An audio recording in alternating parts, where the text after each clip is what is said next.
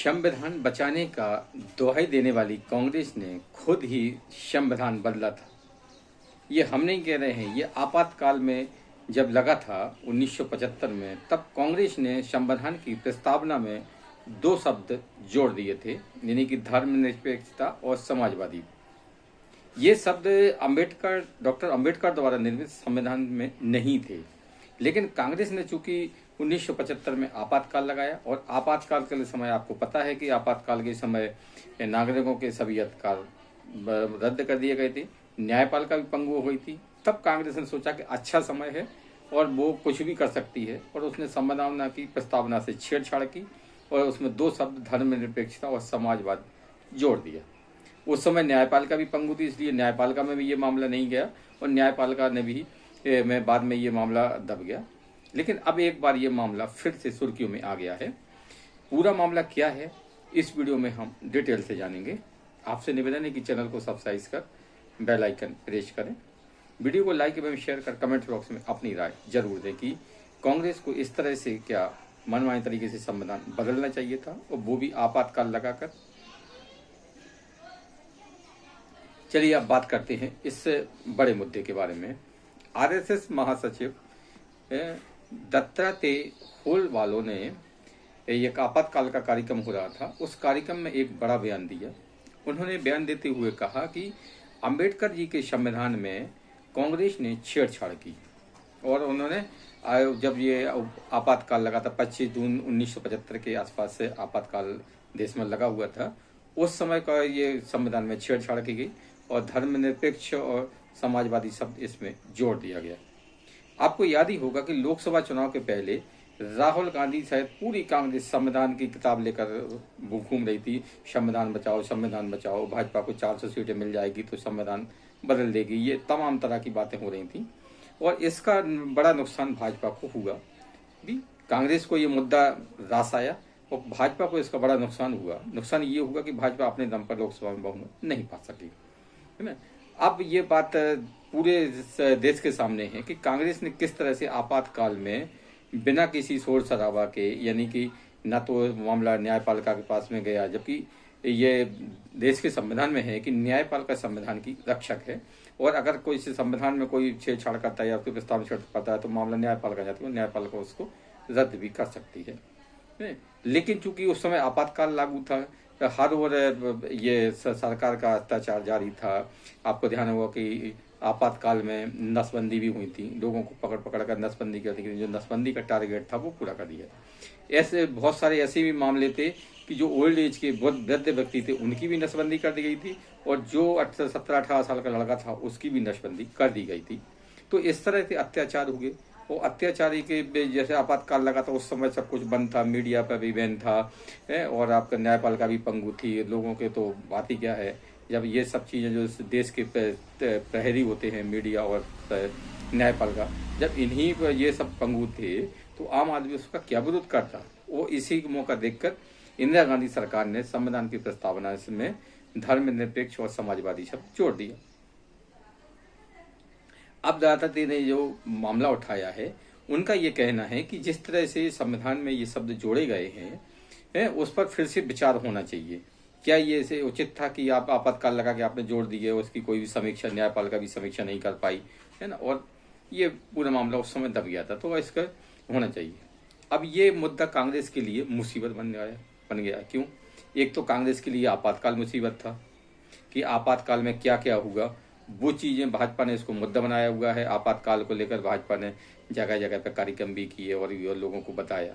हालांकि आज की पीढ़ी वो जो है, मतलब वो आपातकाल के जुल्म सितम नहीं, लेकिन जो हमारी पहले की पीढ़ी थी, मेरे पापा वगैरह थे, उन्होंने आपातकाल के जुल्म सितम झेले हैं तांदों में, कि किस तरह से आपातकाल में जुर्म होते थे और लोगों को घर से पकड़ के ले दिया जाता था, पता ही नहीं पड़ता कि कौन किस जेल में है, क्या है।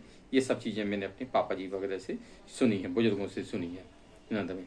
तो कांग्रेस ने कैसे कैसे अत्याचार की, अब वो देश के सामने सरकार ला रही है ना, और हो भी क्या, उसको लाना भी चाहिए। क्योंकि कांग्रेस के जो है इस समय, जो कांग्रेस नेतृत्व है वो कहता है कि भाजपा आ गई तो देश में इस समय आगामी आपातकाल जैसा है, लोकतंत्र को खतरे में है, लोकतंत्र, भाजपा को 400 सीटें मिलेंगी तो भाजपा संविधान बदल देगी, लोकतंत्र को खत्म कर देगी।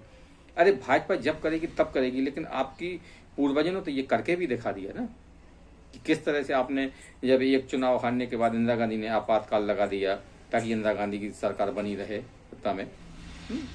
अब भाजपा को जब इस समय मौका मिला है तो भाजपा इस मुद्दे को जरूर बनाएगी। कांग्रेस के लिए ये मुसीबत का मुद्दा है। कांग्रेस भले ही अभी एक फिर से कांग्रेस ने भाजपा पलटवार करते हुए कहा कि 2022 में जो हम कह रहे थे कि भाजपा 400 सीटें आ गई तो संविधान बदल देगी और भाजपा फिर वही करने वाली है। अरे भाई, भाजपा के पास ना तो 400 सीटें हैं, यदि लोकसभा में भाजपा के अपने दम पर ही बहुमत नहीं है तो भाजपा कैसे संविधान बदल देगी? आपके कहने से थोड़ी जनता मान लेगी कि आप कुछ भी कह देगी, कांग्रेस कह देगी कि भाजपा संविधान बदल देगी तो लोग बाग मान लेंगे। इस समय आप जनता जागरूक है और जो रही सही कसर है वो आपका सोशल मीडिया और मीडिया कर रहा है। आप ये मत सोचिए कि आप जनता को जो भी बोल देंगे, कांग्रेस जो भी बोल देगी उसको 70 लोग मान लेंगे। अब कांग्रेस को लोग गंभीरता से क्यों नहीं लेते? उसका बड़ा कारण ये है कि कांग्रेस ने जो कथनी करनी में बहुत फर्क आ गया है। जो काम उनके पूर्वजों ने किया है वो कांग्रेस अब उसको खुद मतलब सामने लाती है। कैसे लाती है? जैसे कांग्रेस कहती है कि भाजपा संविधान वाले समय बदल देगी, तो भाजपा ने भी ये मतलब खोद के निकाला कि कांग्रेस ने किस तरह से संविधान बदला है।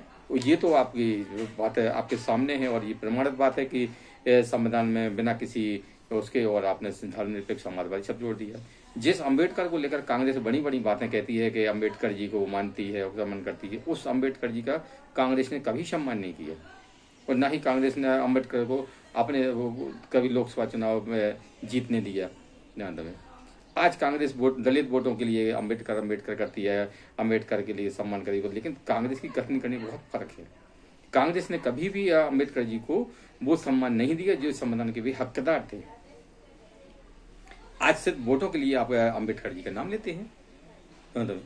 अरे अंबेडकर जी का जो संविधान था, जो संविधान बना था, उसमें आपने चुपके से संशोधन कर दिया। अरे भाई, आपको संशोधन करना ही था तो आप देश के सामने लाते, संसद में बहस कराते, ये सब चीजें करते, जो प्रक्रिया थी संविधान बदलने की वो पूरी करते। उसके बाद में अगर आप आपको लगता था कि धर्मनिरपेक्ष समाजवादी सब जोड़ना सही है, अगर वो न्यायपालिका के पास जाते, न्यायपालिका को भी लगता तो न्यायपालिका भी आपके साथ देती। लेकिन आपको चूंकि डर था कि ऐसा ना हो कि अगर हम सामान्य दिनों में आपातकाल के बाद या आपातकाल के पहले ये संविधान बदलें तो कहीं न्यायपालिका हमारे संशोधन को रद्द न कर दे, इसीलिए आपने चुपके से संविधान बदल दिया। अब जबकि इसकी समीक्षा की बात हो रही है तो कांग्रेस हाय तौबा मचा रही है। अब कांग्रेस कितनी भी हाय तौबा मचाए, लेकिन इसकी समीक्षा तो होनी चाहिए। भाई, संविधान में बदलाव के कोई खिलाफ नहीं है। संविधान में समय के अनुसार सब चीजें बदलती हैं अंत में, लेकिन बदलाव की जो प्रक्रिया है संविधान में बताई गई है उसी को अगर पूरा पालन किया जाता तो कांग्रेस पर सवाल नहीं उठते। लेकिन कांग्रेस के जैसे आप देखा स्वतंत्रता के बाद में अधिकतर सरकार कांग्रेस की रही है, वो कांग्रेस सरकार मनमानी करती रही हैं हर मामले में। जो कांग्रेस ने कह दिया वही देश से, ऐसा तो नहीं चलेगा। अब चूंकि लोकतंत्र देश में मजबूत है, देश में मजबूत विपक्ष भी है, जैसे भाजपा सत्ता में है तो कांग्रेस पार्टी की जैसा एक मजबूत विपक्ष भी है। उस समय चूंकि विपक्ष मजबूत नहीं था, जो विपक्षी पार्टियां थी या तो वो मजबूत नहीं थी या वे आपस में विपक्ष बटा हुआ था, उसका लाभ कांग्रेस ने लंबे समय तक उठाया। लेकिन अब अगर कांग्रेस सोचती है कि हम वो जो समय उनके पूर्वजों ने किया वो अब इस समय कर लेंगे तो वो नहीं कर पाएगी, क्योंकि इस समय लोकतंत्र मजबूत है और कई विपक्षी पार्टियां भी मजबूत हैं और सत्ता में बैठी पार्टी भी मजबूत है। इसलिए हर बात की बहस होगी, हर बात के आपको जवाब भी पब्लिक में देना ही पड़ेगा।